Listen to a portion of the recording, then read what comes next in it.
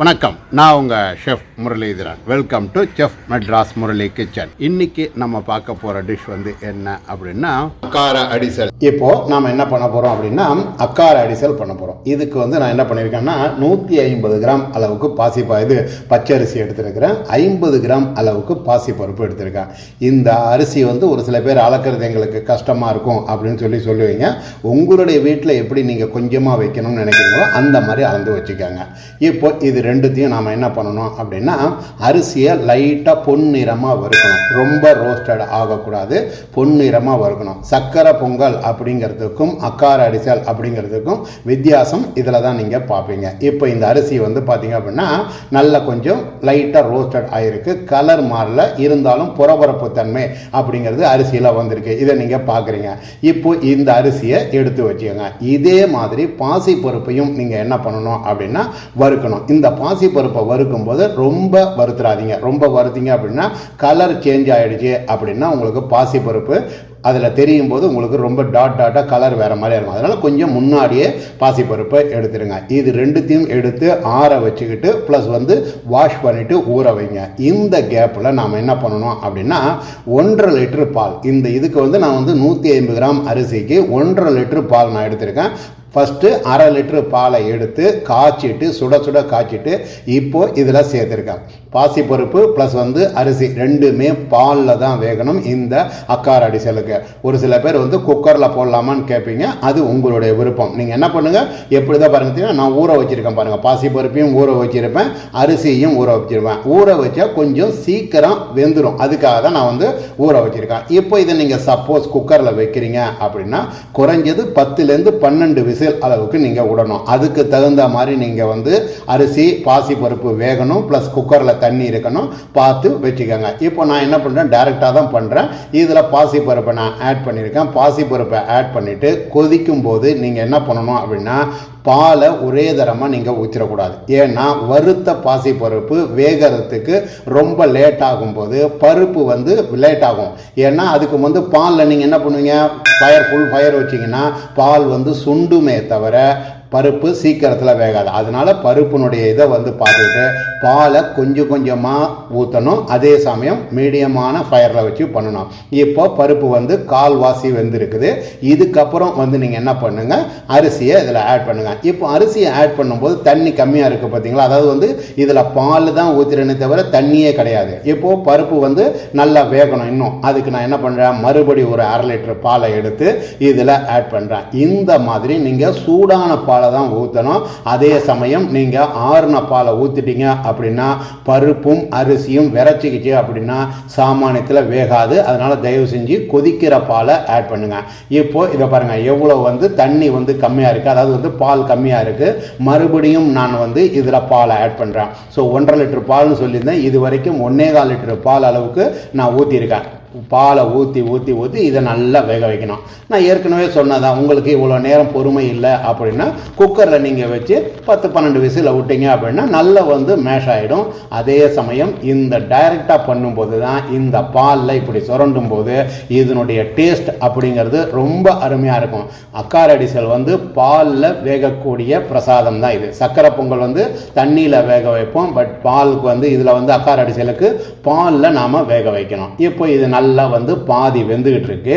இன்னும் பாலை ஊற்றி எவ்வளோ ஏறி இருக்கு பார்த்தீங்களா. கொஞ்சமாக தான் நான் போட்டிருந்தாலும் எவ்வளோ வெந்திருக்கு பாருங்க. இப்போதான் முக்கால் வாசிக்கு மேலே வெந்திருக்கு. இன்னும் உரு தெரியாத அளவுக்கு ஆகலை. இப்போ கையில் எடுத்தால் மேஷ் ஆகுது. இப்போ இன்னும் இந்த பால் கொஞ்சம் ட்ரை ஆகணும். அது வரைக்கும் நீங்கள் இந்த மாதிரி நல்லா கிளறிட்டே இருங்க. குறிப்பாக அடிபிடிக்காமல் கிளறணும். தயவு செஞ்சு அடுப்பை மிதமான தீயில வச்சு பண்ணுங்கள்.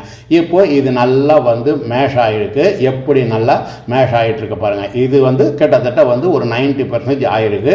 இருந்தாலும் இந்த பால் இன்னும் கொஞ்சம் ட்ரை ஆகலை. அந்த ட்ரை ஆகிற அளவுக்கு நாம் வேக வைக்கணும். இதை பார்த்தீங்களா, இப்போ எப்படி இருக்குது பார்த்தீங்களா, பொங்கல் மாதிரி வந்திருக்கு பாருங்கள்.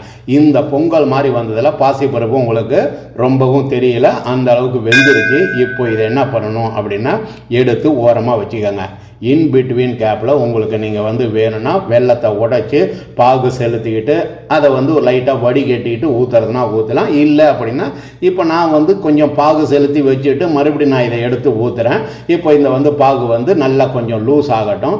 கம்பி பதமாக நீங்கள் எடுத்தீங்க அப்படின்னா தான் இந்த அக்காரடிசலில் ஊற்றும் போது கரெக்டாக இருக்கும். பாதி பேர் ஏன் லூஸ் ஆகுது அக்காரடிசல் அப்படின்னா, இந்த பதம் வந்து வெல்லத்தை வந்து ரொம்ப லூஸாக போட்டிங்க அப்படின்னா கண்டிப்பாக லூஸாகவே தான் இருக்கும், ஆறுனாலும் டைட் ஆகாது. இப்போ நான் பாருங்கள் மறுபடியும் இதை வந்து அடுப்பில் வச்சு கிளறிக்கிட்டே இருக்கேன். எந்த அளவுக்கு மேஷ் பண்ண முடியுமோ அந்த அளவுக்கு இதை கரண்டியாலேயே நல்லா மேஷ் பண்ணுறேன். மேஷ் பண்ணிவிட்டு இப்போது இதை வந்து நான் என்ன பண்ணுறேன், எடுத்து வச்ச வெல்லத்தை நான் வந்து ஃபுல்லாக ஊற்றுறேன். இப்போ வெல்லம் வந்து நீங்கள் கேட்பீங்க, ஒரு பகுதிக்கு 2 பகுதி வெல்லம். எப்பயுமே அதுதான், சக்கரை பொங்கலுக்கும் அதுதான், அக்காரடிசலுக்கும் அதுதான். ஒரு சில பேர் சர்க்கரையும் இதில் ஆட் பண்ணுறாங்க, அது உங்களுடைய விருப்பத்தை சேர்ந்தது. பட் வெல்லம் சேர்ந்தீங்கன்னா நல்ல கலர் வரும்.